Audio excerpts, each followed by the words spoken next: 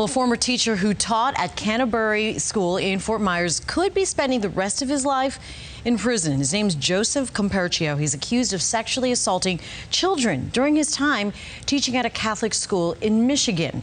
4 Your Corner's Christina Evans live now in Fort Myers outside of the local school where Comperchio also taught. Christina? Yes, Jade, and it's situations like this that turn out to be every parent's worst nightmare. Joseph Comperchio actually was the middle school theater teacher here at Canterbury School before accusations about his past became public.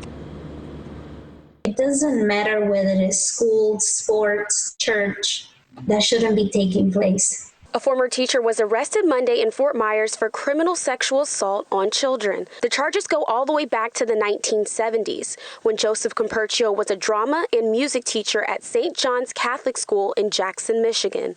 Now, 2 people have come forward saying Comperchio assaulted them when they were only kids, between the ages of 9 and 11 years old. His arrest is a part of a larger investigation in the state of Michigan into sexual assault cases at the Catholic Church. Comperchio, who is now 66, relocated down to Fort Myers and began teaching theater at Canterbury School.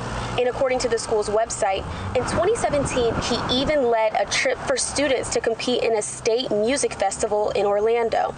FGCU clinical coordinator Dr. Yaro Garcia says it's not uncommon for people accused of child sexual abuse to work very closely with children. With predator behavior, what you see is that they spend a long period of time creating an environment in where they can come close to kids. They work at schools, they work at church, they work with kids.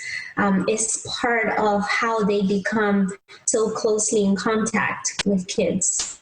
Dr. Garcia warns parents to keep a close eye on any adult who is paying too much specialized attention to their child, as that could be a form of sexual grooming. The perpetrator makes the child feel special and important and unique, and they bond. The perpetrator and the child actually have a process of bonding, oftentimes even before the abuse starts to happen. This is also why children tend to not speak up.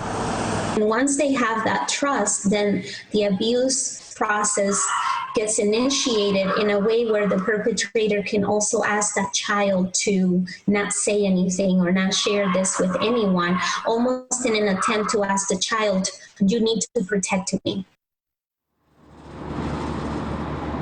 And I went over to the Canterbury School to try to speak with any school official, but I was turned away at the door. And Joseph Comperchio is expected to make his first appearance in court tomorrow morning at 9 a.m. In Fort Myers, Christina Evans, Fox 4 in your corner. Also happening tonight at Fort Myers, a nuisance, our 6 o'clock